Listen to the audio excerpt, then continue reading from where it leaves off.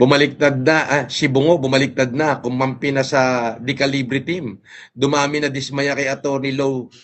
Low sabi. Boss, FLM, balita kay FG. Di ba malalaman na pagkatao niya? Ganito yon. Piskal pa lang yan. So, isa lang ang sumagot sa kanila, si MG lang. Walang nagsisagot, si MG lang. So, syempre, obligado, aakyat yan sa judge. Ayun na. Sa resolution na isusupwe na ngayon ng korte, yung cybercrime. Yes.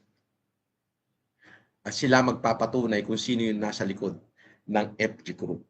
Sabi ko, it's a matter of time. Tinanong niyo ako nung nakaraang linggo, sino uunahin ko? Ang sabi ko sa inyo, si Sabi.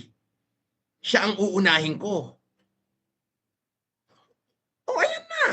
May warrant na. Wanted criminal na.